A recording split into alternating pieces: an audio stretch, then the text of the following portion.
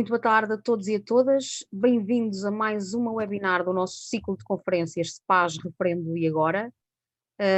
Hoje temos dois ilustres advogados e advogadas como convidados. A doutora Fernanda já vai proceder à apresentação de ambos, cuja presença eu agradeço penhoradamente. A vossa disponibilidade e a vossa pronta resposta é sempre um motivo de orgulho e é sempre bem-vindo na nossa associação. Como sabem, a Associação Portuguesa da Advocacia em Prática Individual tem promovido estas webinars para um cabal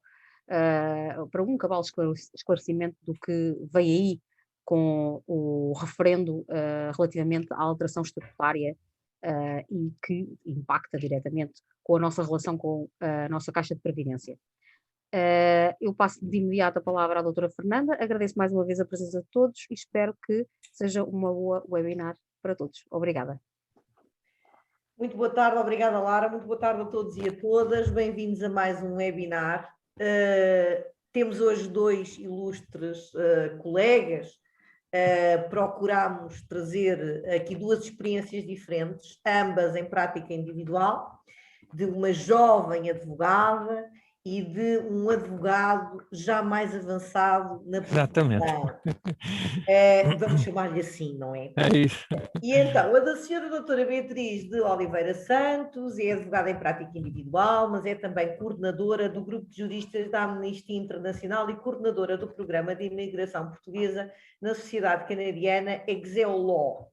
E o senhor doutor José Machado de Castro é também advogado em prática individual, já foi juiz-árbitro do Tribunal Arbitral do Conselho do Porto e é membro dos corpos sociais da Associação Jurídica do Porto.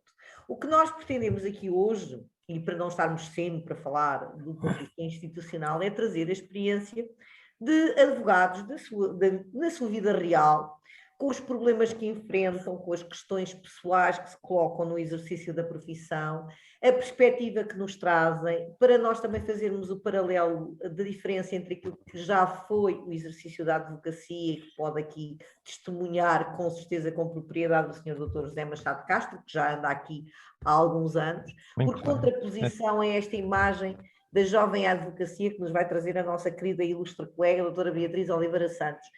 Para que se perceba, porque esta é uma das principais questões que aqui se levanta, é realmente a alteração profundíssima que a advocacia sofreu e o modo de exercício da profissão, nomeadamente a partir do 25 de Abril e com a entrada em pleno das mulheres nas profissões jurídicas, até aí de alguma forma muito limitada, e que veio alterar também o paradigma por via desta abertura não só das mulheres, mas também da democratização do ensino e que trouxe muita gente nova à profissão com expectativas e realidades completamente diferentes daquelas que eram vividas até aí. Portanto, o que nós vamos fazer aqui, para já, é uma apresentação inicial de um e outro, foi o que foi combinado, e depois vamos ter uma pequena conversa relativamente àquilo que são as expectativas do futuro para depois deste referendo, as principais problemáticas que se colocaram antes deste referendo, quais são os entraves que nos traz a previdência dos advogados, ou a ausência dessa previdência, ao ponto de vista pessoal e ao ponto de vista do exercício da profissão. Eu vou começar consigo, Beatriz, o senhor doutor José Machado Castro, como está em primeiro lugar aqui a colega no painel, vamos começar pela versão mais jovem da advocacia, vamos dar-lhes a primazia, porque também são eles que vão custear as nossas reformas, temos que contar com eles e acarinhá-los bem. Doutora, tem a palavra, faça a favor. Obrigada. Bem, primeiro, obrigada pelo convite. Eu gosto sempre muito de conversar sobre este assunto e não tenho nada assim muito técnico preparado, até porque a ideia é ser um discurso leve e para nós começarmos assim a discutir ideias em voz alta, que é para trazermos essa discussão ao palco, sem ser uma coisa muito pomposa, que geralmente é assim que nos apresentam as questões. Pronto, a apresentação está correta, eu sou uma jovem advogada, ainda sou uma jovem advogada, porque ainda estou enquadrada como uma jovem advogada, mesmo em termos de agregação. Eu tirei o curso em 2011, terminei o curso em 2011, comecei logo a trabalhar e sempre trabalhei em escritórios de advogados pequenos, ou de advocacia tendencialmente em prática individual ou em sociedades muito, muito diminutas. Confesso que nunca tive apetência para procurar também uma hipótese diferente, foi uma opção própria, gostei da experiência de começar a estagiar numa sociedade pequena e assim continuei. Quando acabei o estágio, tive muito pouco tempo a trabalhar num escritório de pequena dimensão e depois entrei nesta loucura que foi, mas é tentar sozinha, se é para correr riscos, corro-os para mim, por mim e vamos embora. E felizmente foi uma decisão que até hoje, com toda a honestidade, não me arrependo. Mas o não me arrepender não quer dizer que a estrutura de trabalhar sozinha e de trabalhar para nós, por nós, não seja uma estrutura bastante complexa e complicada num mundo em que a concorrência é tremenda, porque nós assistimos anualmente a uma saída imensa de futuros colegas de faculdades, que muitos deles escolhem ingressar na ordem e ser advogados. Está tudo bem, não há mal, não é essa a questão. A concorrência a mim é uma coisa que não me assusta, mas aquilo que assistimos muitas vezes é uma dificuldade também a gerir concorrência de colegas que se vão mantendo durante muito tempo, o que é ótimo, porque estão em idade ativa e se pensam, se trazem riqueza para a nossa praça, ótimo, mas depois começam a surgir algumas questões que começam a ser complicadas de gerir. Eu, pelo menos da minha experiência, a última experiência que tive a trabalhar com colegas, sem ser sozinha, portanto com outros colegas mais velhos, tinha muitas situações de colegas que já recebiam uma reforma por parte da SPAS e, portanto, a reforma estava garantida, tinham tido e tinham ganhado fundos suficientes para garantir uma reforma através da Segurança Social adicional e, portanto, também tinham essa componente e continuavam a exercer e com clientes e a fazer o seu negócio. E nós somos profissionais liberais e isso é uma realidade que é nossa e não está tudo bem. A questão é que neste momento isso não se consegue garantir. Eu não posso descansadamente, como em algumas propostas foram dadas, se não estão contentes com a estrutura inicial da SPAS ou com a estrutura atual, já sei, descontem também para a Segurança Social. Isso seria perfeito, eu adorava poder fazer isso, era um sinal muito bom, mas efetivamente isso é incomportável e é incomportável para muitos advogados da minha geração. E eu tenho muitos colegas que acabaram por se afastar da opção de serem advogados em prática individual e fizeram uma experiência que correu mal, não tanto pela incapacidade de gerar receita o suficiente para terem uma vida estável, mas pelas obrigações todas associadas à prática jurídica, à prática individual, em que implica arranjar um espaço, em que implica pagar as nossas cotas, em que implica pagar as nossas contribuições e isso foi complicado e foi uma tentativa falhada. Da minha parte, foi sempre tentando fazer uma gestão dessa questão, se bem que devo dizer, só por tom de curiosidade, que quando eu agreguei em outubro de 2015 e a SPAS só me enviou as coisas para pagar em janeiro de 2016, portanto eu comecei logo a dever, eu entrei logo em dívida com a SPAS, portanto tinha 3 meses, porque eles contabilizaram o outubro inteiro, portanto eu já tinha 3 meses em dívida, eu entrei logo como devedora da Caixa de Previdência e foi uma experiência bastante, assim, não era nada de, ok, pode haver essa questão, mas achei interessante começar logo a dever e depois comecei a ouvir assuntos diários de colegas nossos, e andei a começar assim a ficar atenta e comecei a ler e a aprender e informar-me e não só a ouvir, que é uma coisa importante, porque às vezes eu sinto que muitas das pessoas que discutem esta matéria, ou muitos colegas nossos que discutem, parece que ouviram, ficaram com aquilo que ouviram e ninguém foi verificar a veracidade ou a correspondência dessas matérias e isso é grave, é sério, acho que se as pessoas foram um bocadinho mais informadas, se calhar já teríamos chegado a finalidades ou objetivos que estamos a tentar garantir.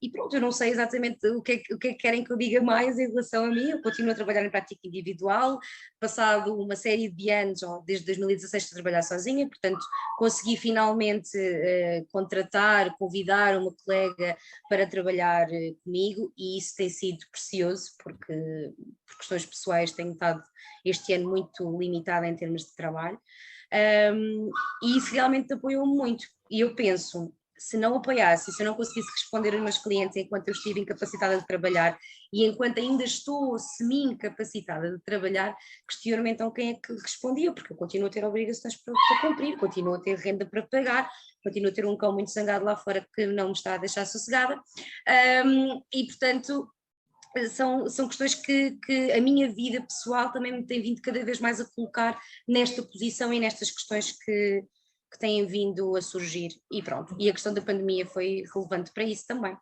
Nós já voltamos aí para ver essas questões. Eu vou agora passar a palavra ao Sr. Dr. José Machado Castro. Se o doutor faça favor de avançar e depois já questionamos como é que foi este desafio da pandemia, entre outras coisas também. Sr. Doutor, faça favor. Sim.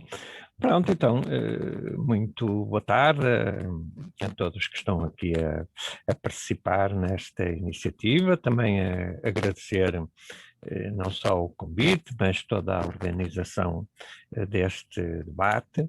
E gostava muito de realçar a importância das iniciativas que têm vindo a ser feitas nesta matéria, porque é absolutamente importante para todos que estamos nesta profissão debater as transformações que ocorreram ao fim e ao cabo, nas profissões jurídicas. Depois, com certeza, até poderemos verificar que no mundo, e em particular na Europa, um conjunto de transformações nas profissões jurídicas também estão a ocorrer e, portanto, debater essas transformações eu acho que é absolutamente importante e decisivo. Eu tenho uma experiência muito particular nestas matérias. A doutora Fernanda Pinheiro até nos questionou sobre como é que, quando e como é que ouvimos falar pela primeira vez na CEPAS. Eu digo que tenho uma experiência muito específica porque eu trabalhei muito tempo antes de entrar na advocacia numa seguradora, portanto também tinha uma caixa de previdência e, portanto, tinha uma pequena noção de que havia caixas de previdência nas diversas atividades. Mas o contacto mais concreto com a realidade do CEPAS deu-se ainda no período em que, já na ordem dos advogados, estava, após a licenciatura, estava a frequentar aquelas ações de formação, e tenho até uma lembrança curiosa desse contacto, porque um meu formador na área de deontologia entrou um dia na nossa sala, onde estávamos, digamos, os formandos, e teve uma conversa, iniciou uma conversa mais ou menos neste estilo. Senhores doutores, acabei de fazer a minha transferência mensal para a Caixa de Previdência. E isto foi antes de haver o euro, portanto ainda foi em contos, não é? Em escudos, mas em contos, e o valor que ele referiu como tendo feito uma transferência deixou praticamente toda a gente ali um bocado boquiaberta, porque era um valor já muito significativo, enfim, para quem ainda ia entrar na profissão, e o que ele disse foi já assim uma quantia que à partida ninguém esperaria, enfim, poder se calhar um dia vir a oferir. E ele disse, eu fiz esta entrega, e reparou que grande parte das pessoas, enfim, tiveram assim uma expressão de curiosidade ou de admiração, e ele até teve esta expressão que me, pronto, deixou curioso, porque ele disse assim, senhores doutores, se não, na vossa profissão, não arranjarem rendimento suficiente para fazer umas entregas desta natureza, com este montante, só tenho um conselho a dar-vos: abandonem esta atividade e dediquem-se a outra profissão. Pronto. Eu achei, na verdade, curioso, mas julgo que aquela opinião exprimia uma ideia que existia em muitíssimos advogados, já com certeza com bastantes anos, o que não era o meu caso, de atividade. E que era o quê? Que era de ver na CEPAS, na verdade, uma espécie de mielheiro, não é? Mielheiro para a sua reforma, e com essa única preocupação. Portanto, quanto mais colocasse, pronto, mais esperaria depois receber, mas, na verdade, uma visão exatamente ao contrário.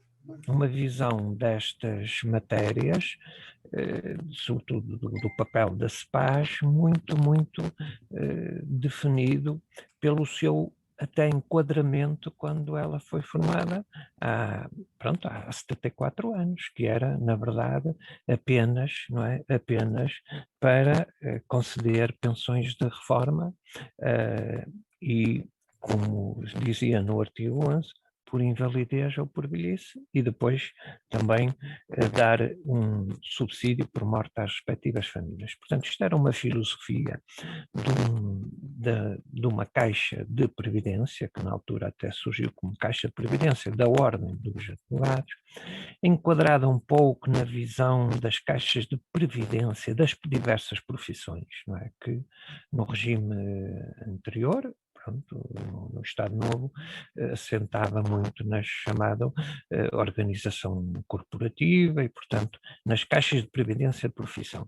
E muitas delas existiam antes do 25 de Abril, algumas ainda prosseguiram depois do 25 de Abril, vocês também iremos falar um bocadinho sobre isso, mas era uma filosofia muito virada nesta da CEPAS, apenas, na verdade, para o pagamento de pensões de reforma ou de invalidez.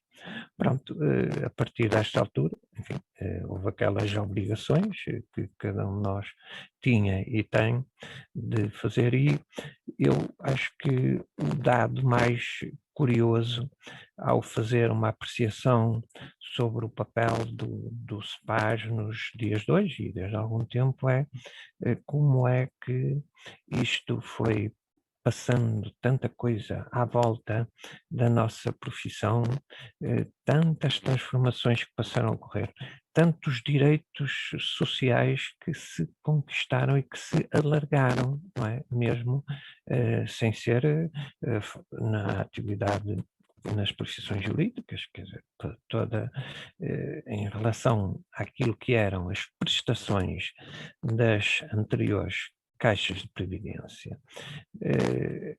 Hoje há um conjunto mais significativo de diversos tipos de apoio para ajudar a apoiar todas as pessoas que têm direito, e isso hoje está universalizado e muito bem. Portanto, era uma interrogação que eu acho que todos devemos colocar, que é como é que tanta água correu por baixo das pontes e como esta instituição ficou claramente desadaptada daquilo que é hoje os novos tempos, não é? E as grandes mudanças na profissão jurídica. Eu, nesta primeira parte da minha intervenção, na verdade, apenas para facilitar a concretização de alguns números, trouxe alguns pequenos dados sobre o sistema público de pensões, a segurança social, também uma pequeníssima referência à Caixa Geral de Aposentações, que é um outro subsistema também com ligação à questão das pensões de reforma, e depois também uma brevíssima viagem por um caso em concreto, que é dos advogados na França, e que julgo que tem muito interesse para nós também analisarmos o nosso futuro, porque são outra experiência muito curiosa. E, portanto, começando por aí, com a ajuda que a Sra. Doutora Lara também vai estar a dar a todo este processo, eu gostaria de só lembrar que nós temos em Portugal um sistema público de pensões, que sobretudo está ainda muito assente na Lei de Bases da Segurança Social, de 2007. O que era importante era dizer quais são as pensões, termos esta noção, não é? Que grande parte das principais são as de natureza contributiva, não é? E também há umas que são de não contributivas. Estas são integradas no chamado proteção social de cidadania, porque abrange um universo de pessoas que ou nunca puderam descontar, ou então descontaram, quer em termos de valor, quer sobretudo em termos de tempo, valores tão baixos que não podem ser integrados na fórmula natural de cálculo das pensões, não é? Que prevê, por exemplo, um mínimo de 15 anos de contribuições. Portanto, sobretudo as de natureza não contributiva, foi também uma criação de toda a movimentação social que existiu após o 25 de Abril, mas mesmo também as de natureza contributiva tiveram uma substancial alteração, particularmente no número dos beneficiários. Não é? Antes do 25 de Abril não é sequer comparável o número de beneficiários das então caixas de previdência. Portanto, como dizia a Constituição da República, isto também é um dos principais direitos económicos e sociais, as questões da cidadania. Pronto, este ponto primeiro.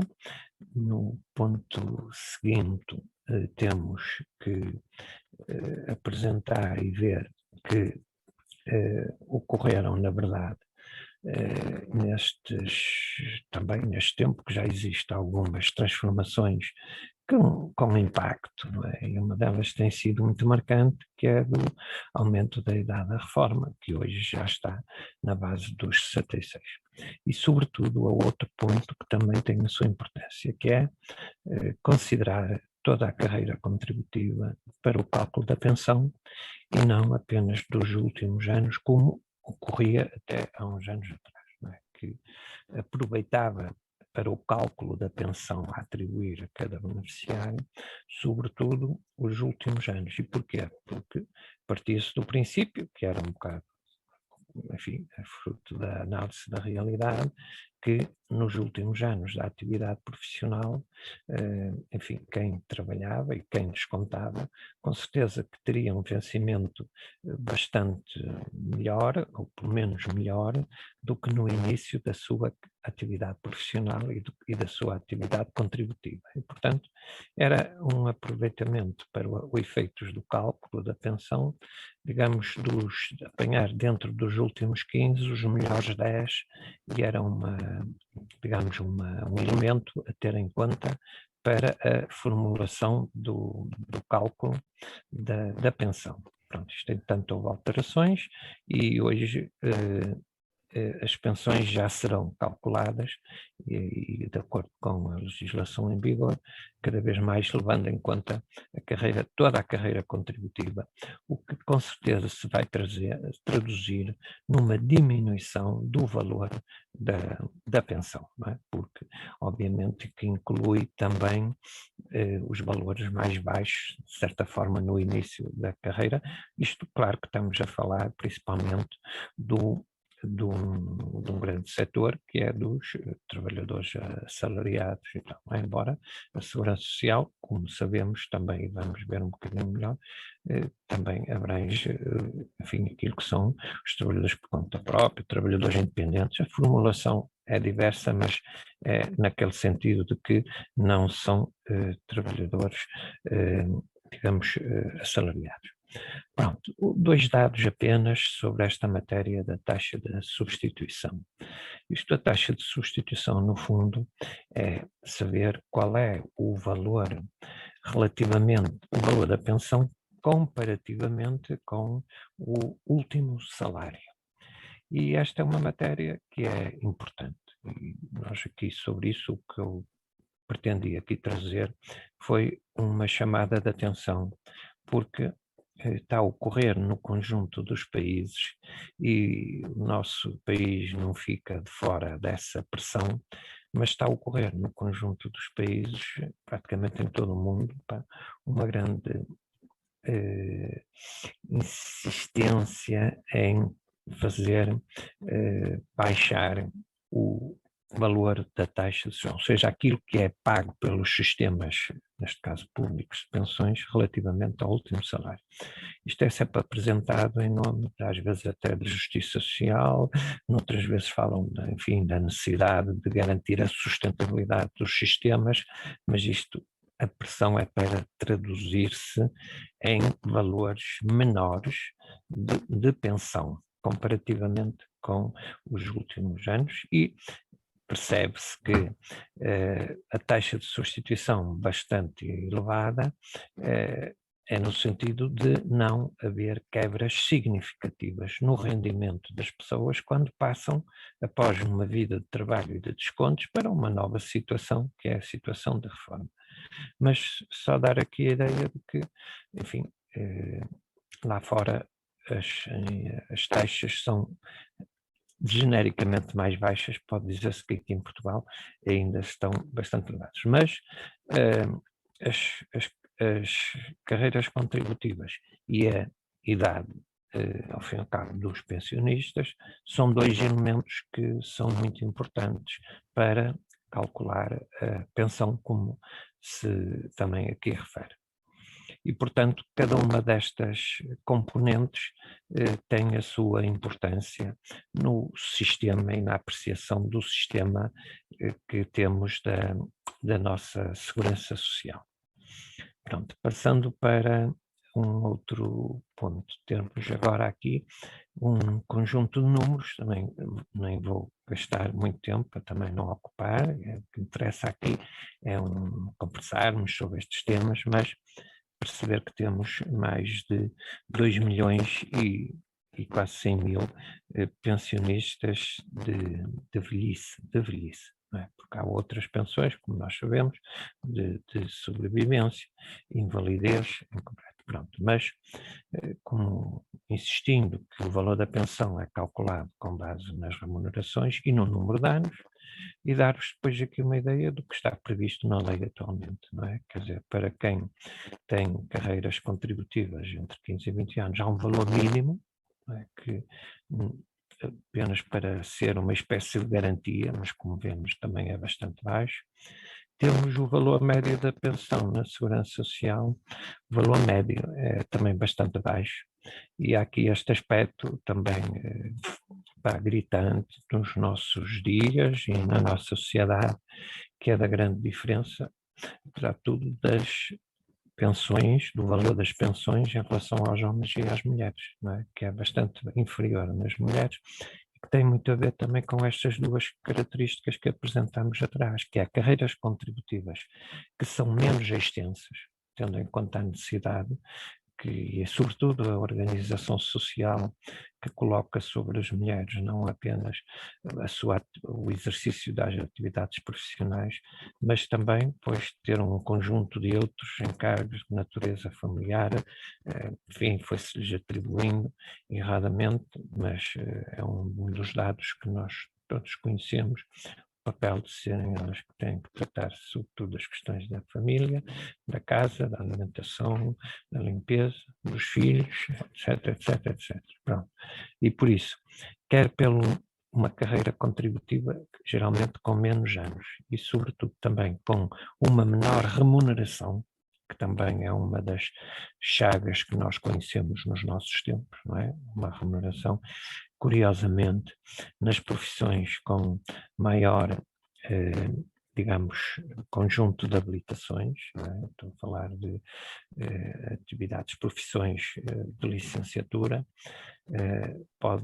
estatisticamente encontra-se um valor de diferença dos rendimentos, dos vencimentos das mulheres, até muito significativo, significativamente mais elevado do que até noutras profissões com menos, de certa forma, exigência em termos de habilitações. Bom, depois ficarmos com também esta noção, só para termos uma ideia, quanto é que se paga por ano 10 mil milhões de pensões de velhice. Pronto, depois também não tem grande interesse, sabemos depois quanto é que se recebe, mas para termos só uma noção de que a Segurança Social, para estes 2 milhões de pensionistas de velhice, pronto, paga 10 mil milhões. Seria, portanto, um rombo enorme os 100 milhões de euros ano que se paga na CEPAG, não é? Neste orçamento de 10 mil milhões. Pronto, portanto, aqui estamos. De deitar abaixo a estrutura. É isso, por isso nós até podemos perfeitamente perceber que alguns destes argumentos que são lançados não têm nenhum sentido, e vamos com certeza na nossa conversa perceber. Pronto, depois tem aqui esta noção de que os trabalhadores por conta de outra ainda representam 83% das pessoas que declaram remunerações, não é? E tem ali o valor médio que em cada ano é apresentado, aquilo é no valor de dezembro de 2019, o valor médio de remunerações declaradas foi de 1.363. Há também 8% dos que declaram remunerações que são, pronto, aquilo que se pode chamar de trabalhadores independentes. Pronto, e depois está ali a receita com as contribuições e cotizações. Contribuições são das entidades patronais, cotizações dos trabalhadores. Pronto, então aqui depois quanto se contribui no sistema da Segurança Social.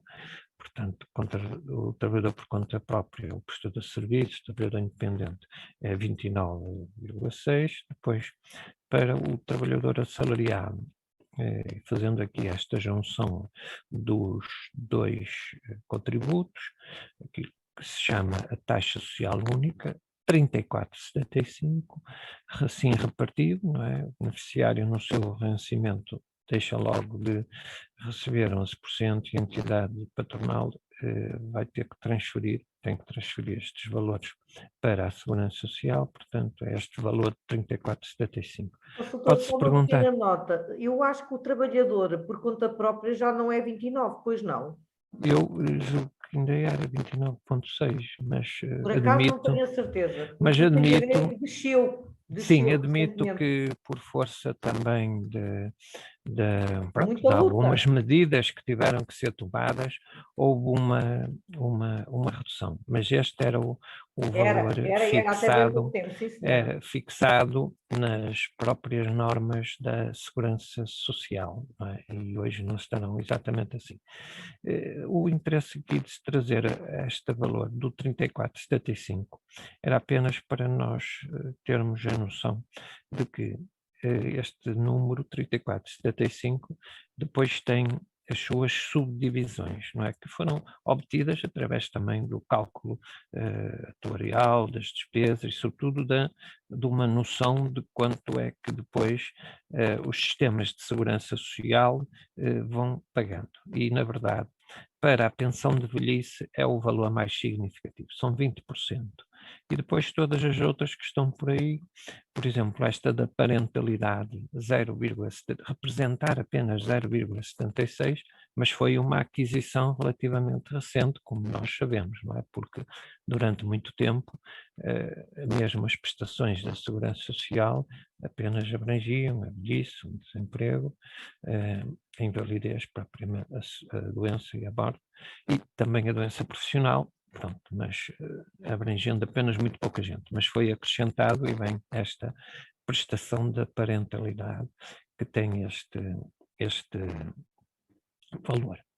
Pronto, depois dar-vos só a noção de que já num próximo slide ou no próximo diapositivo que há aqui um aspecto na Segurança Social que é muito falado, porque é do Fundo de Estabilização. Pronto, porquê? Porque isto é uma reserva do sistema, não existiu sempre, tem menos de 30 anos, mas pronto, tem um conjunto de receitas que ajuda a dar alguma sustentabilidade à Segurança Social. E ele prevê a possibilidade de, numa situação em que não ocorram sequer contribuições, não haja possibilidade, vamos supor, uma emergência, se calhar de outra envergadura, ainda pior do que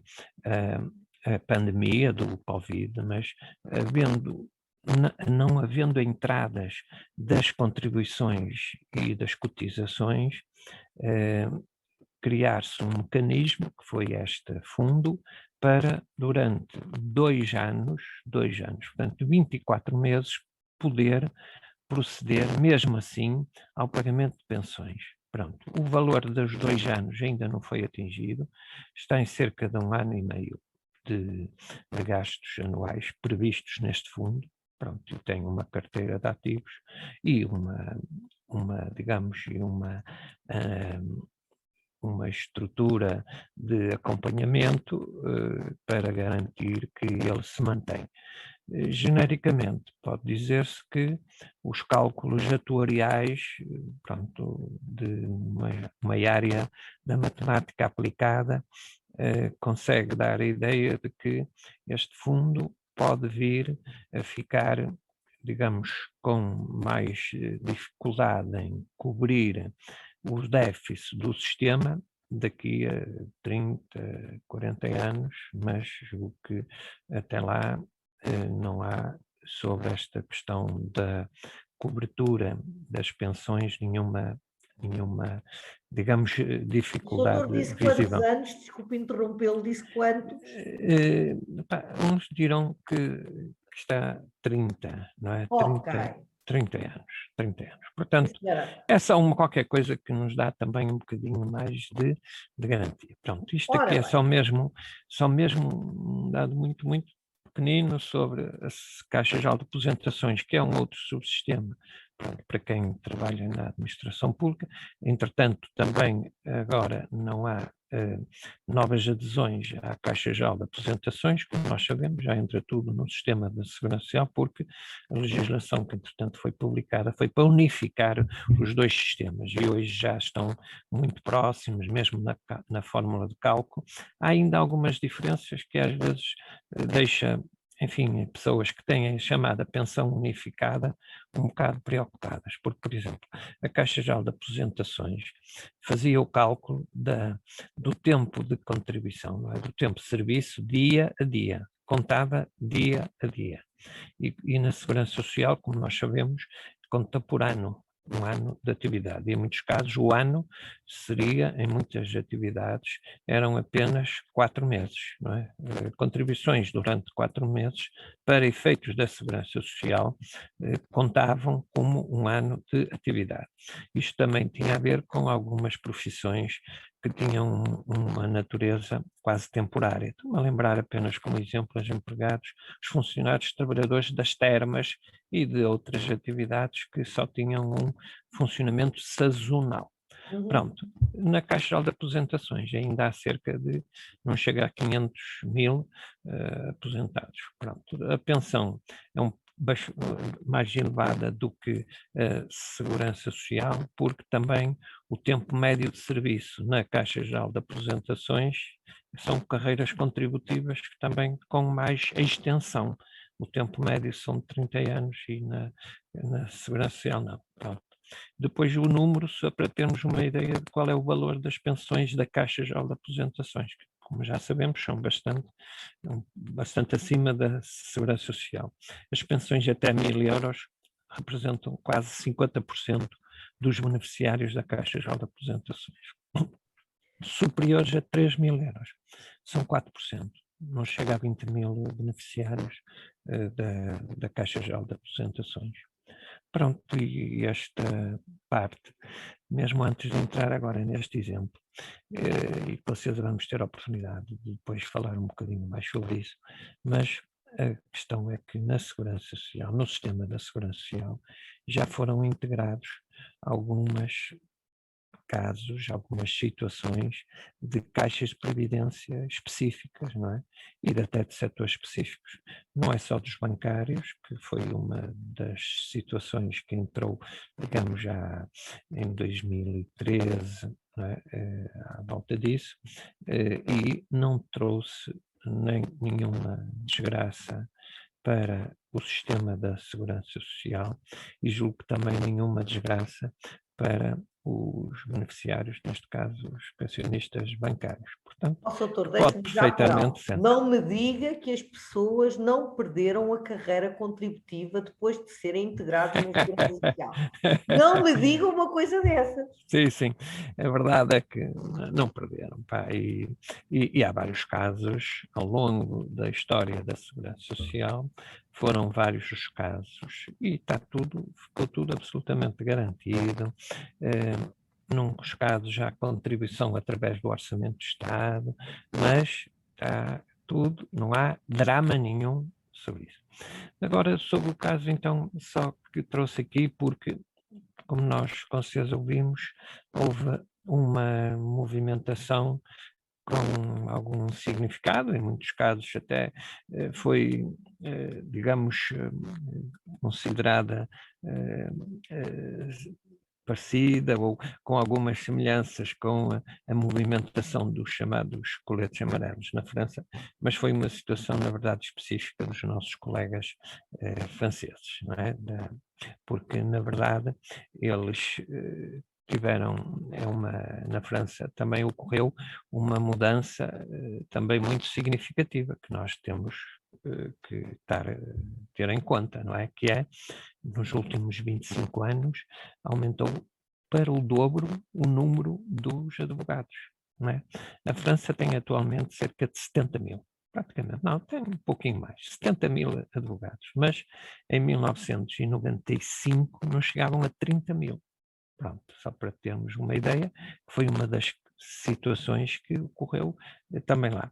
Grande parte também dos advogados têm a prática individual. Não é? Pronto, isto também é uma marca, e outra marca é que também uma parte muito significativa dos advogados têm rendimentos bastante baixos. Não é a profissão que se alguma vez, enfim, se diz que ganha. Haverá desses, mas há muitos advogados a ter também. Na França, qualquer que seja a natureza da atividade, ou seja, integrados num escritório, sendo assalariados ou sendo independentes, toda a pensão na França é atribuída por este único organismo. Aliás, eu acho que era interessante para quem, não apenas para quem, como a PAPI tem feito o trabalho, mas mesmo para quem quiser discutir estas questões com alguma seriedade, eu acho que era interessante trazer à discussão a situação, quer da França, dos advogados da França, quer da Espanha e de outros países, para nós sabermos como é que as coisas lá funcionam e como é que eles encontraram respostas para as alterações que foram ocorrendo, não é? Umas são experiências que nós podemos ter, coisas negativas. Pronto, aqui só chamar a atenção que a chamada Caisse Nationale des Barreaux de France, pronto, é a entidade que faz, tem algumas semelhanças, só semelhanças, porque como nós percebemos, ela também foi criada há 73 anos, pronto. Este dado é que nós quisemos aqui realçar, é que os advogados na França também não podem beneficiar da reforma antecipada e, portanto, é uma outra característica desta realidade pronto, tão marcada como é a dos advogados na França. Pronto, e depois tentei dar aqui uma ideia de como é que isto lá funciona. O regime base, na verdade, o regime base, pronto, tem aqui umas fórmulas para chegar ao regime base. Há três formas de cotizar, mas que são obrigatórias, ao fim e ao cabo, não é? Um determinado valor, uma contribuição fixa e a tal valor que é 3,10, não é? 3,1% do rendimento profissional do penúltimo ano. Pronto, mas do rendimento.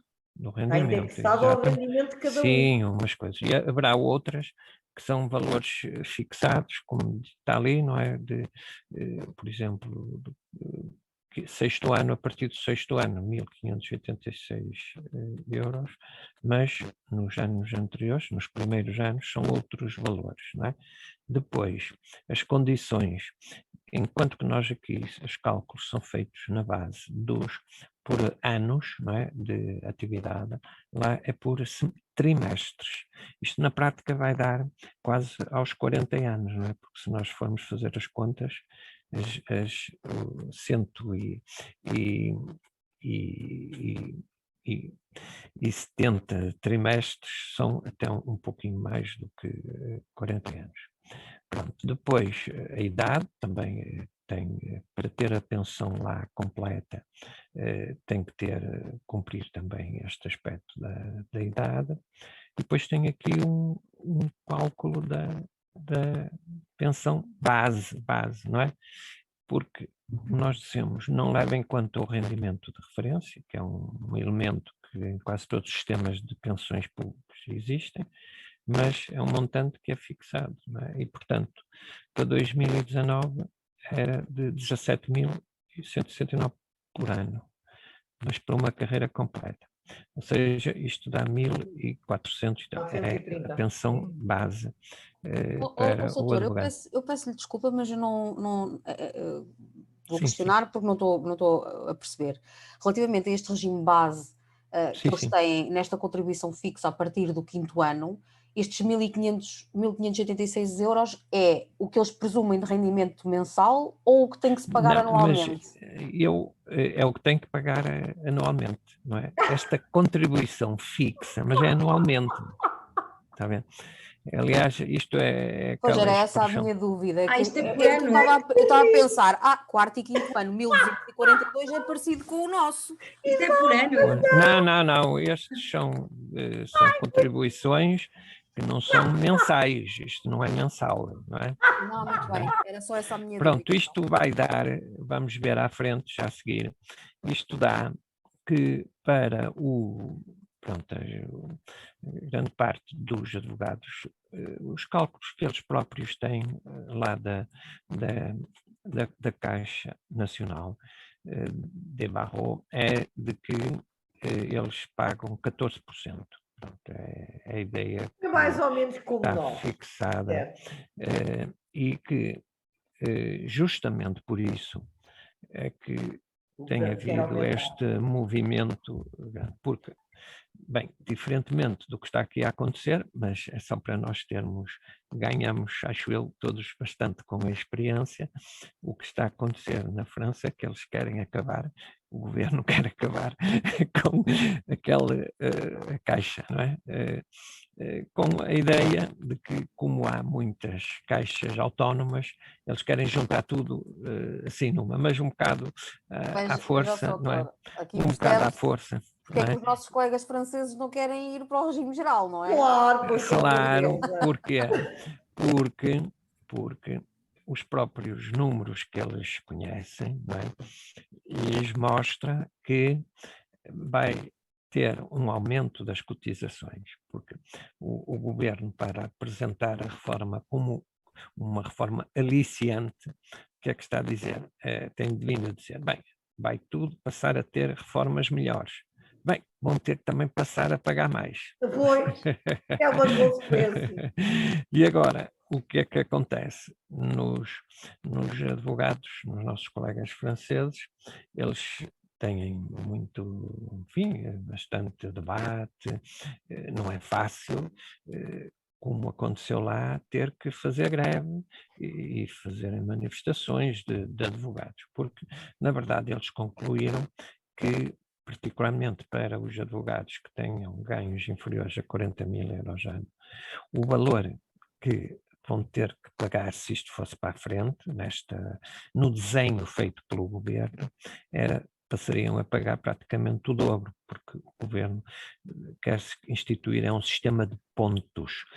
É claro que a luta lá dos advogados franceses já teve alguma tradução, claro que eles ainda não aceitam, mas por exemplo, o Governo, no seu projeto, na sua proposta de lei, já admitiu que se manteria a Caixa Nacional, não é? Mas lá está, a funcionar com os novos princípios e, portanto, não serve, quer dizer, mantinham a Caixa, mas com uma filosofia de funcionamento e normas de funcionamento completamente diferentes. Aliás, a nossa própria ordem solidarizou-se com os advogados franceses, ao Claro, contrário do que tem feito com os advogados portugueses, não é? claro, Estranhamente. pronto, mas lá está. Mas eu até acho que era interessante que eles trouxessem essa discussão, quer dos advogados... Mas eles já são solidários porque eles querem a Caixa, embora a situação não seja igual de todo. Exato, mas para todos nós vermos qual é a melhor solução e, sobretudo, encontrar novas respostas para as novas realidades. E mesmo para acabar, pronto, é dizer que os advogados da França, para além de acharem que isto iria aumentar as suas contribuições, iria diminuir em concreto o valor do tal base, da tal reforma base, que passaria dos 1.416 ou 30, número, para a volta de 1.000 euros. Como assim, basicamente, foi o que nos aconteceu em 2015. Não é que nós tínhamos uma taxa de 17% e eles decidiram passar para 24%, cortaram-nos as pensões em 1/3 ou mais, pois, e subiram-nos as contribuições. Exato. Há uma similitude de proposta que tem a ver com o quê? Bem, com as análises dos atuários, não é? Dos atuários, porque são especialistas e depois como têm geralmente a trabalhar nestas áreas enfim, do cálculo, as pessoas que têm aquela ideia de que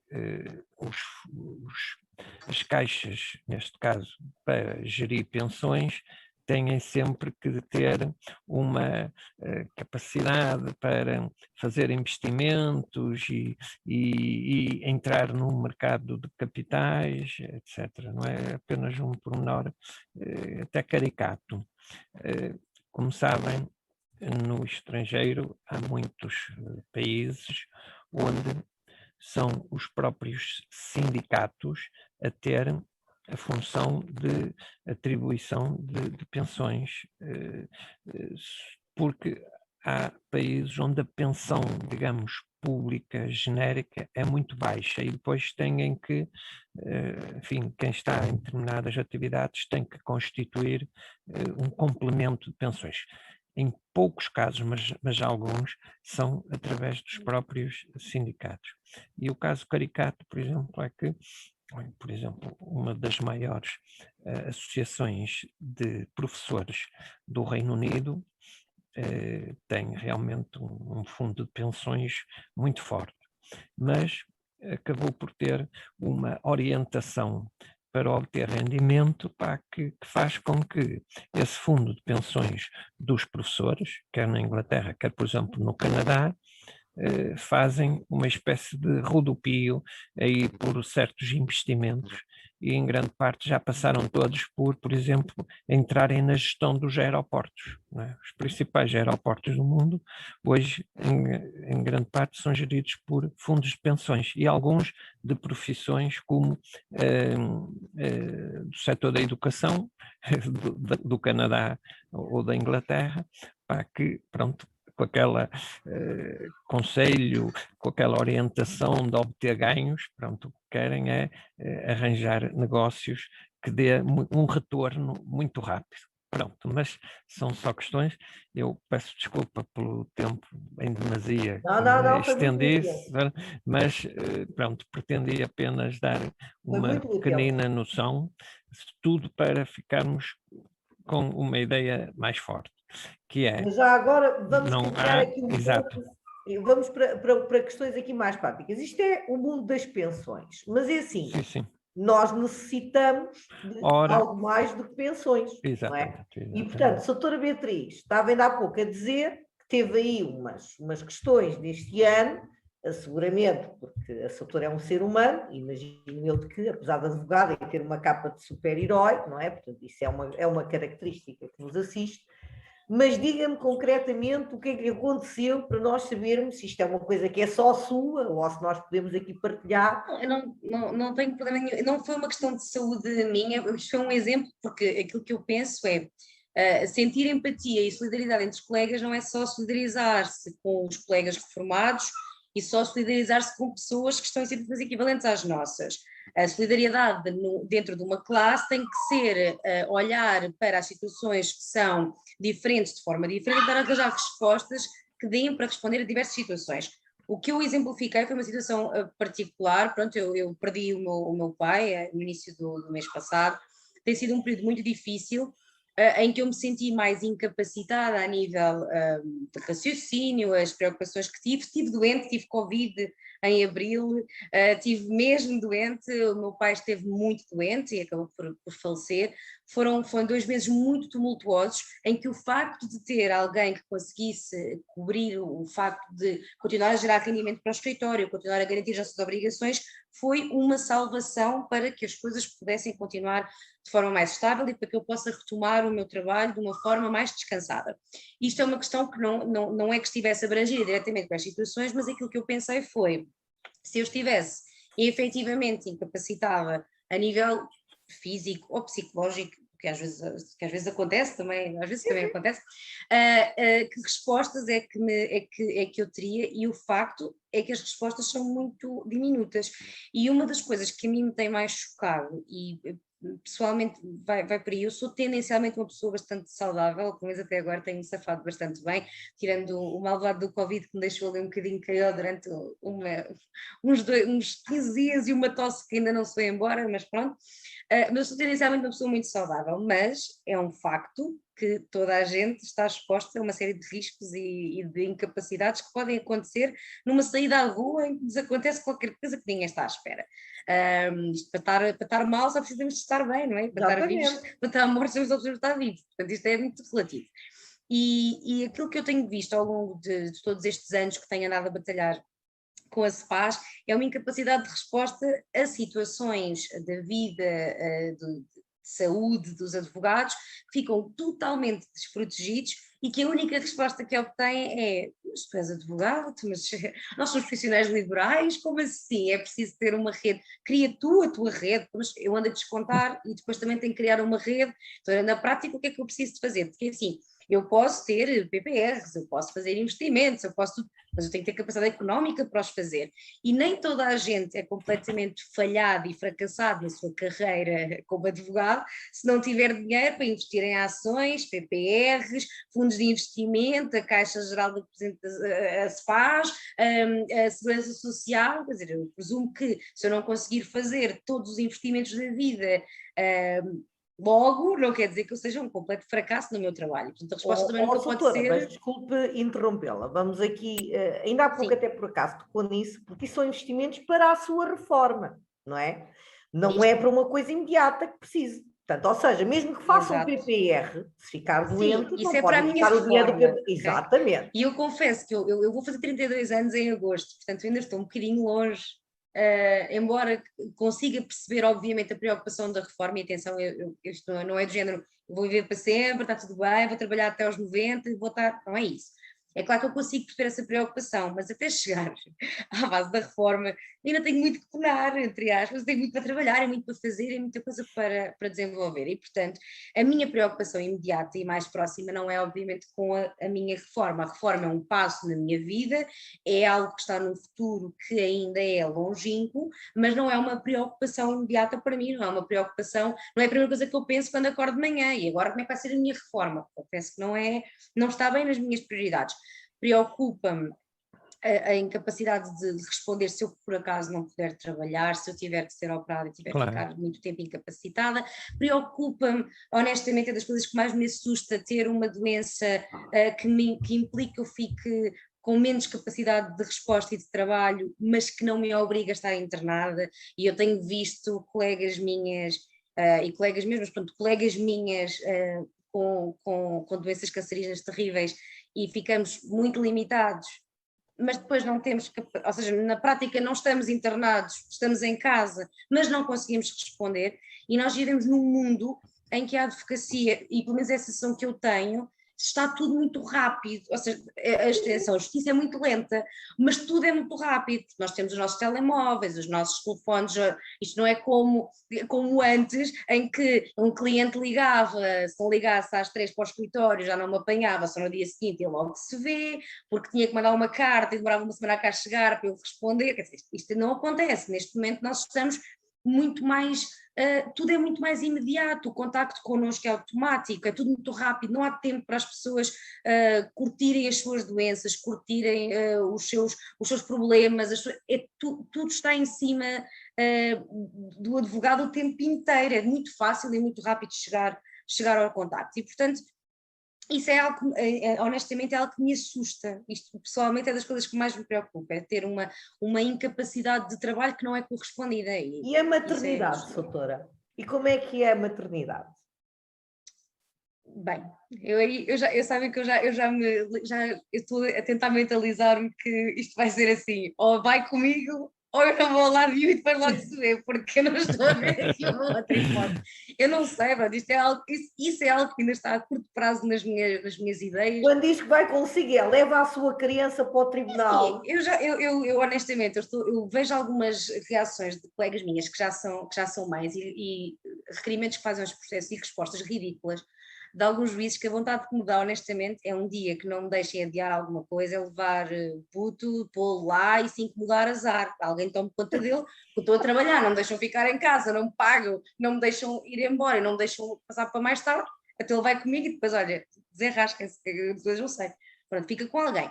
Agora, eu tenho pensado muito nisto. É claro que depois a situação é um bocadinho diferente, porque eu acredito que quando for mãe, a reação é distinta, porque há sempre, termos que trabalhar obrigadas ou forçadas, porque não há uma resposta muito capaz, acredito que seja uma situação frustrante. É algo que me preocupa, mas que eu ainda não vivenciei, tenho vivido pelos meus outros colegas, mas eu tenho, por exemplo, uma colega minha, que era é minha amiga, é a minha colega de faculdade e a minha amiga, e ela quando engravidou, ela era profissional liberal, era advogada por conta própria, e quando engravidou ela saiu, largou tudo o que estava a fazer e foi trabalhar para suporte jurídico de uma empresa, precisamente porque a assustava profundamente a questão, agora que vou ter um filho, agora que isto assim não vai lá, e portanto fugiu, entre aspas, e agora já não me lembro se ela regressou. Ou seja, deixou de exercer a profissão para a qual se preparou para poder ser mãe.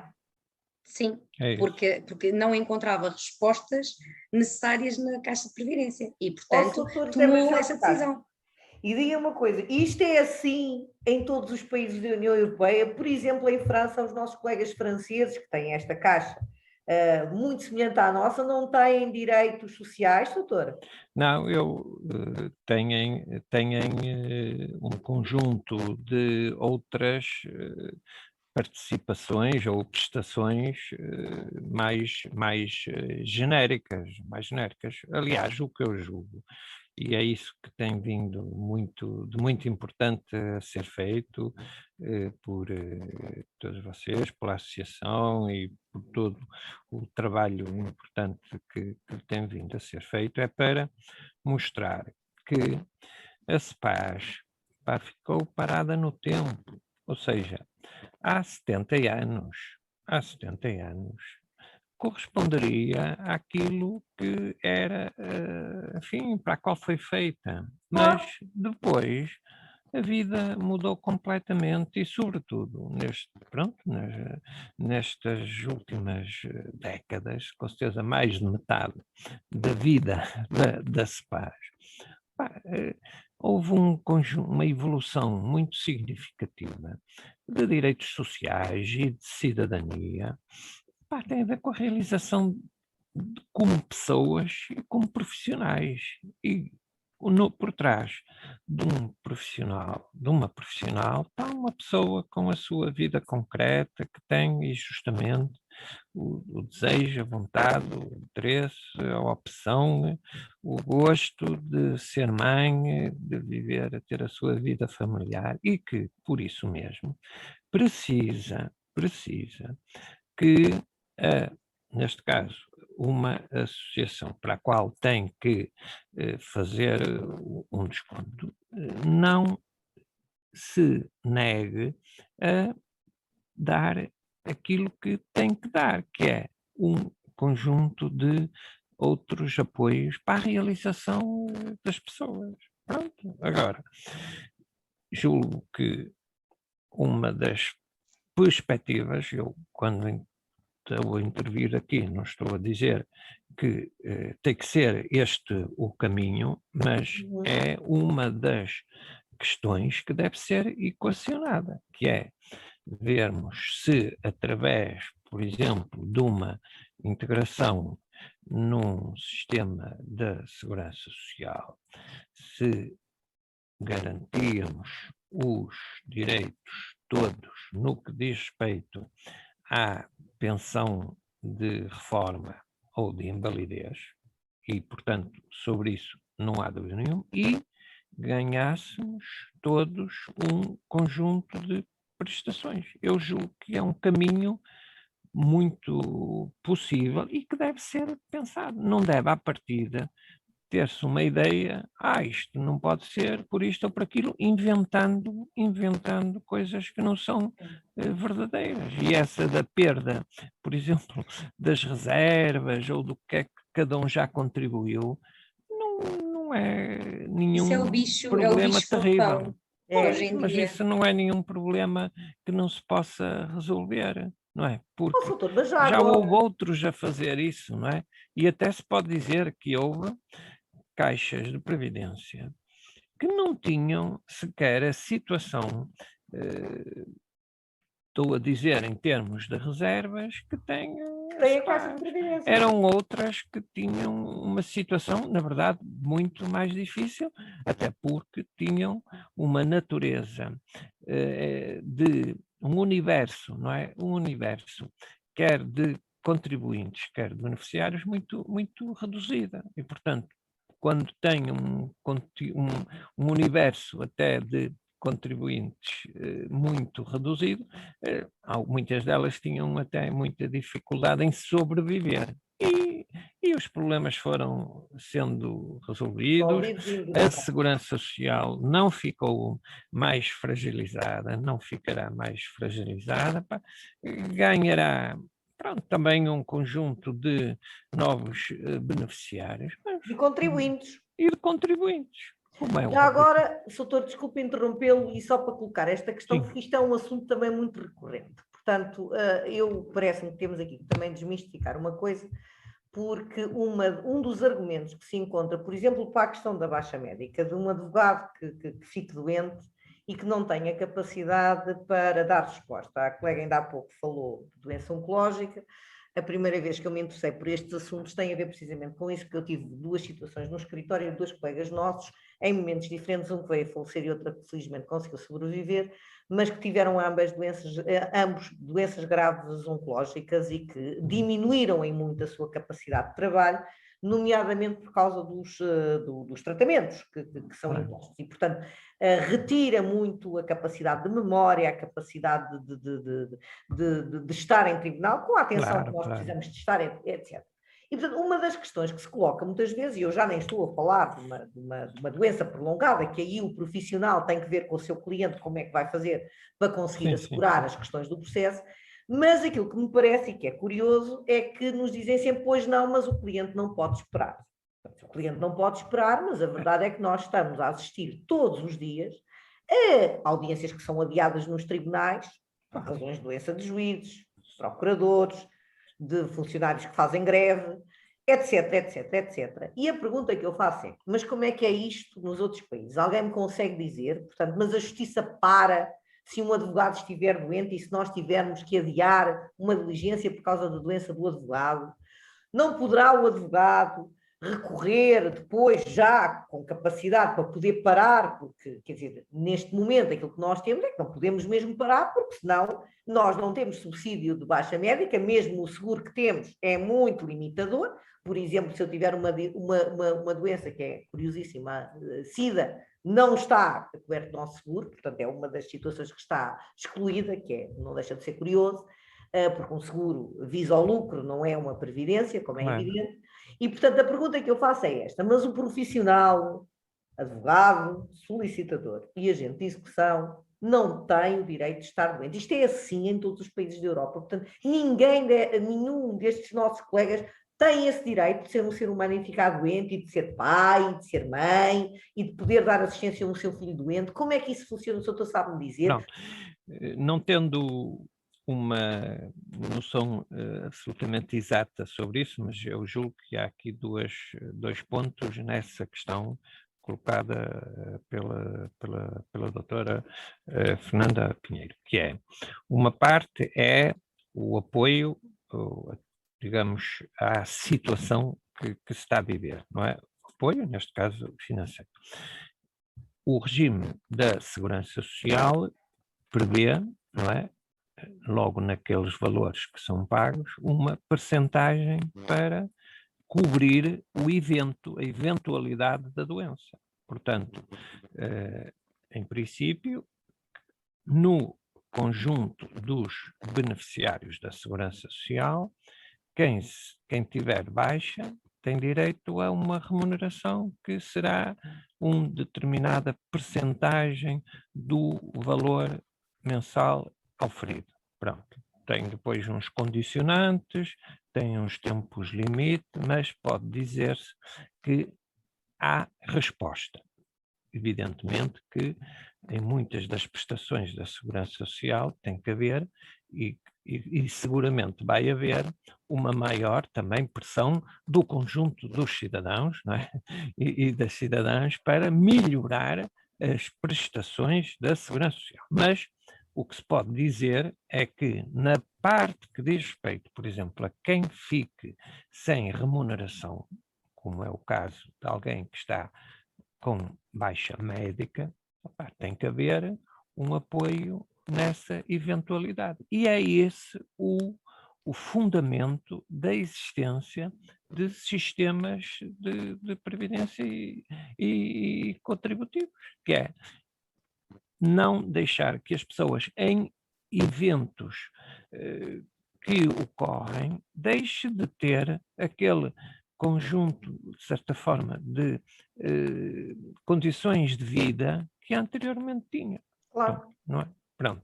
Obviamente Uma nós parte... sabemos que esses direitos têm que ser acompanhados, no que diz respeito à advocacia, porque também não está previsto, Sim. isso também tem que ser acompanhado pelo legislador, Exatamente. no sentido de Pronto. permitir... Porque agora, Pronto. aí a outra questão que eu disse Sim. que havia duas, que é como é que alguém, estando com impedimento, não é, para o exercício habitual da sua atividade, como é que o sistema, já não digo previdencial, mas o sistema, neste caso, da justiça e da atividade, reage às situações de alguém que tem que estar a dar até assistência a um familiar.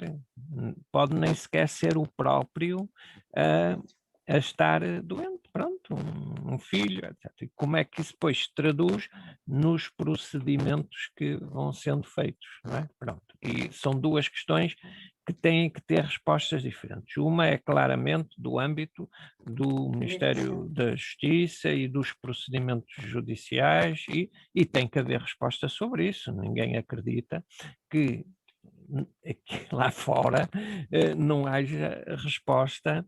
Eu, por acaso, é uma matéria que não conheço ainda muito bem, mas que me hei de também procurar saber.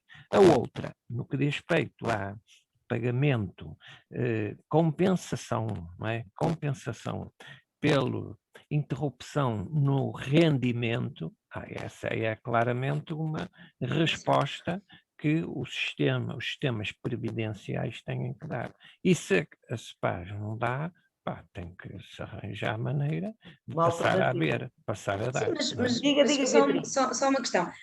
Mas vamos ver uma coisa, um impedimento seja prolongado, é claro que o cliente não pode ficar indefinidamente à espera de uma resposta, mas mesmo a decisão ou tomada de decisão de um advogado que esteja numa posição de dizer eu não consigo acompanhar este processo porque não estou capaz fisicamente, não tenho que acompanhar o meu filho, o meu pai, a minha mãe, não interessa.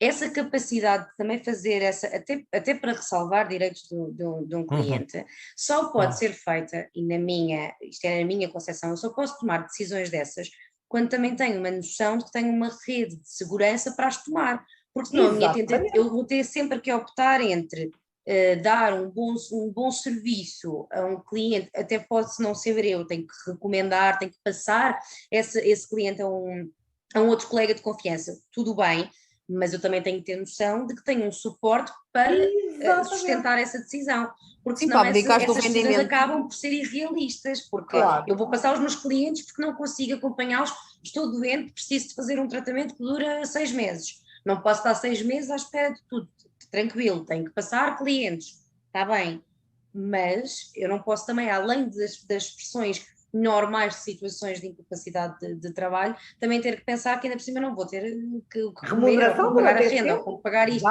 Isso é uma série de preocupações. Continua a ter que pagar SPAs, não é? Que sendo diferentes, na prática não são diferentes, porque as coisas, isto são caminhos que se vão trilhando também em conjunto e que só fará sentido, porque senão eu posso dizer que eu posso interromper as diligências que eu quiser e posso estar 6 meses sem fazer um julgamento porque estou em tratamento, que não me vai dar de nada, porque se eu não tiver a garantia de que consigo fazer sustentar essa interrupção, essa decisão não existe. É uma decisão que é irreal.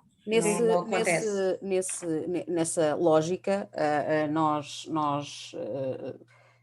deu entrada agora num projeto de lei na Assembleia da República no sentido de suspenderem os prazos na questão da parentalidade, ou seja, o que estava previsto era uma possibilidade de adiar as diligências e agora vamos tentar ir um bocadinho mais além e que se suspendam mesmo os prazos durante 2 meses ou 1 mês, conforme era o que estava previsto para os adiamentos, conforme a natureza dos processos também, porque isso também é importante, não é? Há processos que são urgentes e que não podem mesmo esperar, e portanto, mas garantir à advogada e ao advogado que são pais e mães, que no momento do nascimento há respeito por essa nova condição, por esse espaço e tempo que a mãe precisa naturalmente, mas que o bebé também precisa e que a família precisa, porque assim, não se pode por um lado querer incentivar as pessoas a constituírem família e a terem filhos e a produzirem para o país e por outro não permitirem que as famílias tenham tempo de qualidade e que conciliem a sua vida pessoal, profissional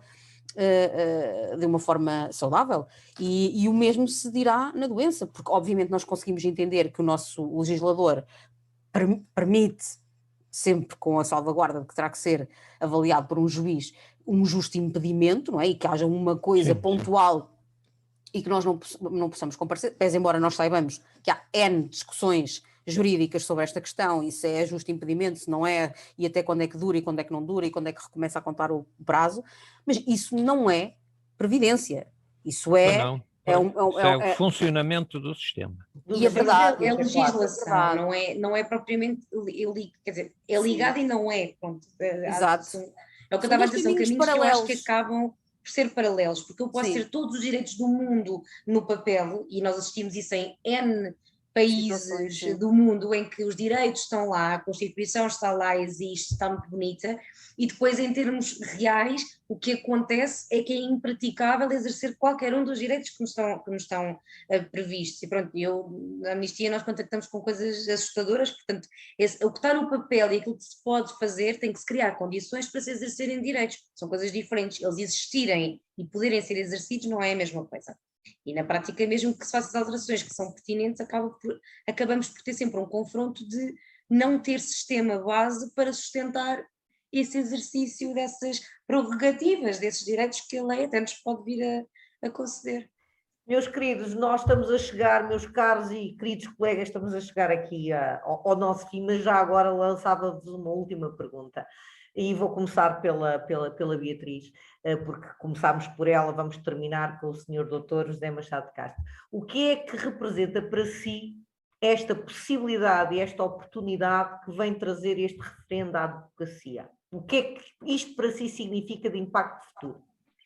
Bem, isto para mim significa poder optar por algo que eu já quero há imenso tempo para começar. Portanto, eu não tenho qualquer tipo de problemas em apresentar as minhas posições, sempre tive, e eu sei que a segurança social não é o paraíso, é um facto, mas também não há sistemas perfeitos, porque é quase impossível, isso é utópico. No entanto, é algo que eu nunca percebi quando tive que começar a descontar para a SPAs, ou quando tecnicamente só poderia descontar, porque tinha que optar entre uma coisa ou outra, nunca percebi porque é que eu fazia, logo ao início também não entendi. Fiquei, ok, está bem, eu vou descontar. Ainda por cima, quando eu agreguei, já nem a isenção dos 3 anos eu apanhei, portanto tive um azar, porque pronto, tive que retirar um exame na altura da agregação, antes da agregação, na primeira fase, quando os exames duravam 30 mil anos para acabar o estágio, e tive o azar de repetir e por causa de uns meses não apanhei, e já fui apanhada nesta onda nova do novo regulamento, portanto nem podia dizer aquela coisa, ai que bom, a SPAS era tão ótimo porque tinha 3 anos, zero, comecei logo a ter que pagar, nem sequer recebia, não tinha clientes, era uma desgraça pegada, portanto comecei logo a dever dinheiro, entrei logo bem. Pronto, foi ótimo. Mas era, desculpa interromper, era um problema todos os meses ter que pagar aquela contribuição sem rendimento. Se eu não ganhava dinheiro, portanto, eu comecei a trabalhar, não é? Eu agreguei em outubro, eu não tinha clientes, comecei o apoio judiciário em janeiro de 2016, portanto, houve ali um período em que eu estava, então e agora, não é? Porque eu não sei, já nem me lembro quanto é que era a comparação, agora quando olho para trás penso que tola, não é?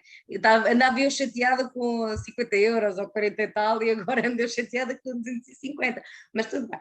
A questão aqui é, eu nunca percebi esta opção e depois comecei a reconhecer situações que para mim não fazem sentido, comecei a perceber que havia colegas a descontar para 2 sistemas obrigatoriamente, que é outra coisa que eu também não entendo como é que é possível, e sempre que eu digo que há graves problemas de inconstitucionalidades contributivas nesta questão, há colegas que olham para mim como se eu estivesse a dizer uma monstruosidade. Eu digo, mas são pessoas, é uma obrigatoriedade de contribuição para 2 sistemas. Obrigatório, isto não acontece, isto não faz sentido. Tudo é um absurdo. Depois comecei a questionar-me porque é que não poderíamos contribuir pelo nosso sistema real e pelo nosso rendimento, que eu também continuo sem entender o fundamento, eu juro que se me explicarem, podem-me explicar como se eu fosse muito burra, que eu não me importo, eu continuo sem entender, mas ainda ninguém conseguiu esclarecer-me. Eu sei qual é que é a razão, mas é porque não serve para algumas pessoas, não serve para determinados rendimentos, não serve para quem quer investir dinheiro em outras coisas e não está para investir dinheiro num saco que supostamente é espetacular, mas se fosse tão bom, se eu rentabilizasse 6 mil euros por mês, ou 8 mil ou 10 mil, eu queria pôr o dinheiro na SPAS, eu não queria estar a descontar um valor ridículo para depois pôr o dinheiro noutras coisas. Se é tão maravilhoso, eu punha o meu dinheiro ali, eu quero pôr o meu dinheiro onde ele fica melhor, mas não serve, porque não é real e a realidade é que não é uma boa opção. E então, senão não haveria essa fuga de não querer apresentar declarações de rendimentos reais ou querer basear, e todos os motivos que nos dão. E honestamente, aquilo que eu sinto é que pelo menos a Segurança Social, com todos os seus erros e com todas as suas falhas, as coisas estão lá, estão pregadas, estão no site, está-se lá, bate tudo certo, está lá, quando é discutido toda a gente discute, quando vai para ser tratado toda a gente quer discutir, toda a gente quer sugerir, eles têm que se explicar, nós é que os votamos, e pronto, ou não, às vezes acontece desgraças, mas pronto, votamos, eles vão para lá, fazem as coisas, e nós temos uma hipótese de reação. Aquilo que eu vejo na SPAS é que as coisas vão mudando, eles vão anunciando N coisas, e novidades, e coisas maravilhosas, e eu nunca consigo perceber, mas se calhar o problema é meu, em que medida é que eles querem, todas as vendas que eles nos fazem de vantagens eu ainda não as consegui entender. E por acaso, há bocado nós estávamos a falar e eu vi os dispositivos do Dr. José, e estávamos a falar das contribuições, e atualmente é 21,4, eu acho que não estou enganada, para saber independentes. E depois eu ouço-os a dizer, mas nós descontamos, a nossa contribuição é muito menor, vocês querem mudar para uma contribuição maior, a percentagem é maior. Só que depois esquecem-se de imensas coisas interessantes, por exemplo, que o rendimento tem que ser o declarado. Nós é que fazemos a declaração de rendimento e o apresentamos à Segurança Social. Depois esquecem-se que os cálculos são feitos em 70% desse rendimento e não na totalidade do mesmo. Depois esquecem-se que ainda têm que ir buscar uma base contributiva que nem sequer, aplica-se uma média de trimestre e depois vai-se aplicar uma base contributiva que nem sequer é essa totalidade desse trimestre. E depois querem demonstrar-me que nós estamos em alta desvantagem. ainda não entendi. Eu já tentei, juro. Eu juro que isto não é uma questão de embirração, não foi algo que eu me lembrei, não fiquei zangada de repente. Eu prometo que fui ver, eu fui fazer contas e fui tentar perceber. Continuo sem entender. Pronto. E continuo sem entender porque é que eu não podia mostrar os meus rendimentos para pagar menos, mas tenho que os mostrar para poder suspender o pagamento, que foi o que fizeram os colegas agora na pandemia. Que para mim, o que eu acho ridículo é que isto são questões, nós estamos no mundo da informática, das redes sociais e tudo acontece e tudo fica registado. E uma coisa na net nunca sai da net. Nós só temos que ir buscar exatamente os comunicados iniciais e as respostas iniciais a N interjeições que foram feitas para podermos aplicar a retribuição, pronto, os nossos contributos com base naquilo que nós oferimos, e depois só temos que ir buscar as exigências dos pedidos de suspensão de pagamento agora durante a pandemia, de redução, em que eles vêm pedir exatamente aquilo que disseram que nunca poderiam fazer, porque era de mau tom, muito bem, de mau tom pedir a colegas que demonstrem rendimentos, para o bem dos colegas, quer dizer, para um bem permanente, para toda a gente. Eles próprios, para atribuírem, por exemplo, a pensão de sobrevivência, também exigem a comprovação dos rendimentos.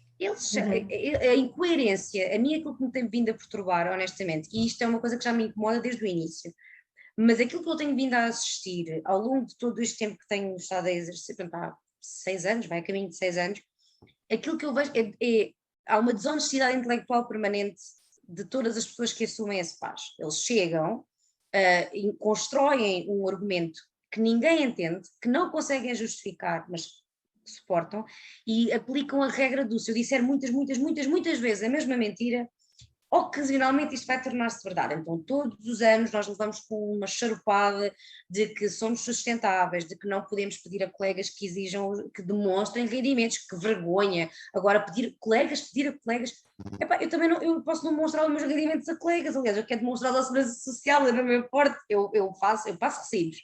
Eu faço IRS, eu tenho comprovativos de rendimento, tenho IVAs, tem lá, não é? tenho declarações de IVA, eu quero apresentá-los a outra pessoa, eu não quero lá ficar. Eu nem me importo que eles continuem a existir, honestamente. Eu nestas coisas, eu sou muito eu dou espaço, cada um, eu gosto de colegas que me digam assim, eu quero ficar na CEPAS, porque para mim dá-me mais jeito. Descontei, não preciso nada disto, eu quero ir buscar o meu dinheiro, quero assim, que eu ia pagar muito mais, mas não gosto. Eu prefiro que me digam a verdade, eu tenho sempre o argumento de, eu não posso não concordar, mas digam-me a verdade, digam assim, eu prefiro ficar cá porque me dá mais jeito, porque ia pagar muito mais social, não estou para isso. Agora, tentarem convencer-nos a todos, a N pessoas, que é a nossa salvação, é uma coisa que a mim me perturba, porque todas as contas que nós vamos fazendo, de todas as coisas que nós vamos lendo e de todas as barbaridades que nos vão dizendo, ainda não me conseguiram convencer de absolutamente nada. Esta última que se lembraram da idade da reforma, a mim dá-me vontade de rir. Ai, porque a idade da reforma é muito mais alta, a segurança social, temos que trabalhar muito mais tempo para ganhar o nosso dinheiro. Digam, honestamente, é assim, pelo menos eu falo por mim e da minha comarca, há N advogados a trabalhar muito depois dos 66 anos e dos 7 meses. Enquanto as pessoas estão aptas para trabalhar e querem trabalhar, vão trabalhando. Então, porquê que a idade da reforma é uma coisa que assusta tanto? Porque por menores, nós, claro que vivemos mais tempo, felizmente temos mais capacidade para viver mais tempo, temos melhor qualidade de vida, comemos melhor, tratamos melhor, temos mais medicação, é óbvio que nós vamos viver mais tempo e se tudo correr bem, vamos ter uma mente útil e produtiva durante mais tempo. Beatriz, eu dou-lhe até aqui um argumento. Eu, por acaso, sou das que tenho uma reforma prevista, porque eu comecei tarde na profissão com 30 anos e, portanto, quando me reformar, eu beneficiei dos 3 anos de isenção, felizmente. E, portanto, tenho uma reforma prevista de 569 anos quando fizer os 65 anos, em 2034. É uma informação muito relevante aqui. Como imaginará, com 569 euros por mês, vai deixar de trabalhar. Que remédio tenho eu se não continuar a trabalhar? Irei lá buscá-los imediatamente, se continuarmos a ter CEPAS, mas naturalmente tem que continuar a trabalhar. Portanto, eu imagino que pela sua reação vai dizer que sim ao referendo. Eu recomendava seriamente que pusesse os pés numa cadeira e descansasse a beber um coquetel, porque com essa quantia de dinheiro imensa que vai receber, reformos aos 65, o que é que está a fazer? É sério, este argumento para mim é ridículo, eu não consigo entender, e eu mas eu acho que aquilo que se assiste há um desespero. Primeiro há uma necessidade de fazer uma contra-informação muito grande. Portanto, nós dizemos uma coisa e logo a seguir aparecem N pessoas a dizer as mesmas coisas 30 vezes para ver se aquilo pega. A mim aquilo que mais me perturba honestamente nestes últimos tempos, e isto é uma opinião pessoal, não é nada técnico, eu já estou há muito tempo desejando de partir para... há bocado, não sei, para outros pastos, como uma vez me disseram lá na Assembleia Geral, uma ovelhinha que foi para uma cabra que foi para outros pastos. Eu quero ser a cabra que vai para outros pastos, eu quero ir para a Segurança Social, eu não quero saber. Quero descontar, quero ir buscar os subsídios que tiver direito quando tiver direito, a minha reforma daqui a, espero eu, muitos anos, e logo se vê. Agora, aquilo que a mim me incomoda pessoalmente e como colega, incomoda-me a posição de desonestidade intelectual que nós temos vindo a assistir nos últimos tempos. E há uma arrogância, um distanciamento em que toda a gente que não acha que esse faz é a melhor coisa do universo, são uma cambada de carenciados, desgraçados da vida, sem dinheiro para pagar nada, agora cá apoios, que clientes, pessoas dependentes do acesso ao direito, os subsidiodependentes que querem, como se precisar da Segurança Social para receber uma resposta, uma contribuição que eu faço, fosse uma subsidiodependência. Ninguém quer a Segurança Social para ir pedir o Cadastro Nacional de Inserção, não é isso que se está a tratar, é ir buscar direitos decorrentes de contribuições que eu faço. Portanto, esta construção da Segurança Social é o sítio dos carenciados, e esse PAS é o sítio, eu não sei bem do quê, não é? Porque de N pessoas que não conseguem pagar, de N colegas que conseguindo pagar, não pagam. Pronto, porque há imensos, não digam que não. E é assim, durante a pandemia, eu fui uma das pessoas que suspendeu os meus pagamentos, achei indecente, eu digo isto com toda a tranquilidade mental. Eu estava pronta para retomar novamente, regularizar para trás, pagar o que tinha ficado na altura do primeiro estado de emergência, regularizar tudo na altura em que surgiu aquele apoio extraordinário, que depois vieram falar da questão das sentenças de alimentos.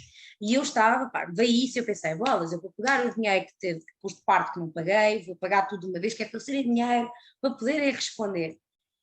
E foi uma desilusão, eu juro-vos, eu fiquei visivelmente, não fiquei surpreendida, mas fiquei francamente desiludida com a resposta que, portanto, a partir de uma hipótese que tiveram de fazer algo decente, finalmente, a resposta que deram a seguir, eu pensei, Paulas, não, agora vou esperar mais um bocadinho, não vou. Incomodou-me esta falta de solidariedade entre colegas e de respeitar a opinião do próximo. E justiça, não é? Se nós não queremos, se há uma massa, porque eles tentam dizer que é uma massinha, já percebi, mas se há uma massa, porque há as pessoas que não querem e que não dizem nada, há as pessoas que não querem e que não se importam, porque vejam, muitas dos meus colegas de faculdade e dos meus amigos que são advogados trabalham em sociedades, ou trabalham em seguradoras, ou trabalham em empresas. Há muitas sociedades, e eu disse isto uma vez numa conversa que tivemos, há N sociedades em Lisboa que passaram a pagar as contribuições destas pessoas à CEPAS, passaram a incluir o valor que eles pagam por mês, somam as cotizações e somam as contribuições à CEPAS. O que isto fez é que muita gente nestas situações não está pura e simplesmente para se chatear, isto porque nós assistimos para mim, acho eu, a uma situação crónica de falta de empatia. Portanto, ninguém que não está na situação empatiza com o próximo. Se eu não tenho um problema, se eu não tenho aquele problema, para que é que eu me vou estar preocupada com o problema daquela pessoa? Eu quero saber do meu problema. E estes colegas não têm este problema porque muitas das vezes esta despesa não existe na sua cabeça, as coisas estão lá, estão a acontecer. Não quer dizer que seja genérico, não quer dizer que sejam todos, há muitos, eu tenho colegas que me passaram procuração na altura da Assembleia Geral, colegas que estão em sociedade, mas também tive muitos que não quiseram passar, porque não quiseram que os nomes deles aparecessem lá. Mas não representam a maioria, como é evidente, a maioria da advocacia está em prática individual. Mas isso é assustador, esta falta de eu não posso apresentar muita coisa, porque não sei o que é que decorrerá daí, porque há uma espécie de uma separação entre a prática individual, de uma grupeta de malta que só quer criar entropia, problemas e não sei o quê, e uma elite que está a defender a independência da advocacia. Isto a mim pessoalmente incomoda-me. E esta cisão tem sido sintomática de muito do Estado, de muitas Mas olha, coisas neste Beatriz, país. Atenção. esses teus amigos também podiam pensar, e esses nossos colegas que estão nessa situação, que a CEPAS também não os ajuda se daqui a amanhã eles forem Ficar a mandados sair. embora dessas sociedades. Mas Não têm direito olha sequer lá, a mas subsídio. isso sou eu. Portanto, isso na digo segurança eu. social também é abrangido, não é? Isso É sei Exato. eu e isso um dos digo direitos eu. que eles Mas passariam a ter. E, portanto, há uma visão muito curta nestas coisas. Eu tenho visto isso. é assim, eu penso que a nossa profissão, como tem diversas realidades, não é? Muito distintas, pese embora nós sejamos todos advogados e exercemos de forma muito distinta, contudo, há uma matriz que é comum, não é? E, portanto, essas pessoas a quem uma entidade patronal paga as contribuições à CEPAS e à Ordem, e a quem, muitas das vezes, muitas das sociedades, a maioria delas, assegura a licença de parentalidade e de doença. Sim, eu vi a publicação. Portanto, a maioria delas até acaba por ser a previdência desses advogados. Eles próprios também já reivindicam haver um elo contratual, não é? Uma ligação contratual que os proteja, porque assim, de um dia para o outro podem mas ficar... se há uma resposta, não é? Há respostas para que a previdência seja algo que seja partilhado por todos os advogados. Mas essa é a questão. Existe essa resposta, não é preciso estarmos enquadrados numa sociedade que nos faça isso de favor. Claro, A resposta Claro, existe. E aquilo que eu depois faço para me orientar fora da minha previdência, as poupanças que eu faço, os investimentos que eu faço, os imóveis que eu compro, as rendas que eu tenho, não interessa nada, porque isso é uma questão completamente paralela. Existe uma resposta. Esta resposta, como está neste momento a CEPAS, e a CEPAS já recebeu oportunidades ínfimas de alterar uma série de coisas que já podiam ser alteradas a nível interno, não tínhamos que fazer nada disto, podíamos ter alterado isto tudo para nós e resolvido. Nunca houve essa abertura. A resposta existe, só que a resposta da Segurança Social não é a Caixa de Previdência. Eu, pessoalmente, até podia integrar tudo, está tudo bem, está tudo ótimo, porque eu vou lá parar, eu quero ir lá parar na mesma. Por isso, este referendo é importante para ouvir isso. Aquilo que eu sinto é que todas as pessoas que tiveram alguma coisa a dizer contra a CEPAS agora têm finalmente a oportunidade de fazerem alguma coisa relativamente a isso. Não fiquem sem votar e sem se pronunciar. Quando no dia em que for para votar, estejam atentos, cumpram as regras para fazer, até podemos fazê-los confortavelmente em casa agora, estamos completamente no futuro. Portanto, têm que aproveitar esta oportunidade, não podem depois dizer que não lhes foi dado a oportunidade de dizer nada, porque eu tenho visto argumentos assim, eu queria a integração, por isso não vou nada votar nisto. Então, como não se tem a integração, fica-se lá. Não, mas atenção que isso é um argumento que tem que ser escamoteado por isto. Esta resposta, sim, neste referendo, é o que nos vai permitir encontrar uma solução para este problema, seja ela qual for. Certo. Solução integrada com a participação de todos, com o poder político, com os órgãos, para encontrarmos finalmente uma solução, seja ela qual for. E com isto passo a palavra ao Sr. Dr. José Machado Castro. Sim. Doutor, diga-me então qual é a sua posição final. Também muito rapidamente, que já estamos em hora adiantada, mas eu acho que a realização destes debates e o referendo, eu julgo que já foi uma pequena, grande vitória. E eu digo pequena, grande, porque podemos ainda achar que é preciso, e com certeza que é preciso ir mais além, mas já foi uma grande, porque passaram-se muitos e muitos anos em que esta problemática não era sequer debatida, não é? E nós hoje ainda reparamos que há aqui muitos argumentos que são julgados nesta matéria que não têm sequer fundamento, nem racionalidade, nem nada. Pronto, sabemos com o que está do outro lado. Agora,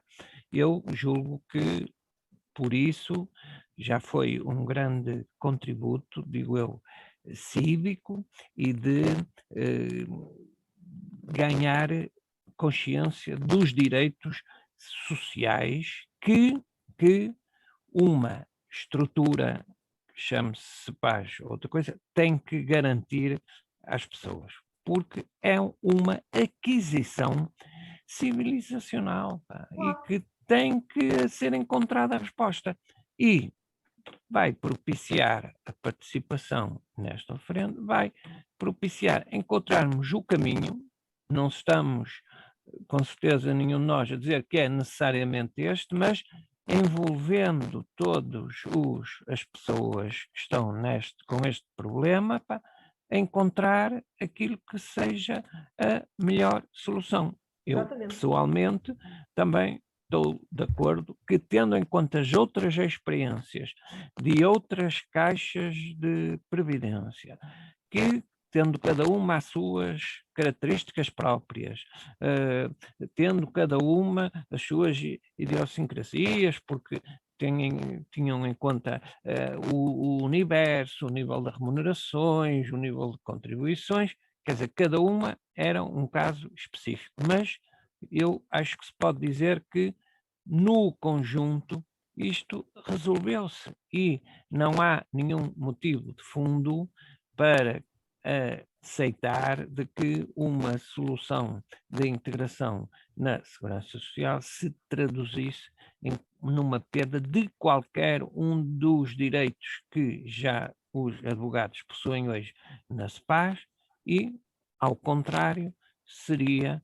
juntar mais um conjunto de direitos sociais, pá, que foram conquista da civilização, pronto, e da nossa sociedade. Pronto, e, portanto, muito obrigada aos em dois. frente. Pronto. É isso mesmo, vamos para o referendo. Lara, encerras tu, muito obrigada aos dois. Obrigado. Muito obrigada aos dois, penso que foi uma excelente webinar, ter duas visões diferenciadas no tempo, mas conjugadas na vontade que é, penso eu, da maioria da advocacia, de efetivamente conquistar este caminho e de fazer o caminho de se garantir à classe como um todo os direitos sociais, que neste momento a verdade é essa, apenas alguns têm. Nós sentimos, quando conversamos com outros colegas e com outras sensibilidades, que existem aqui duas advocacias a dois tempos, uma advocacia que consegue pagar a sua previdência, não é?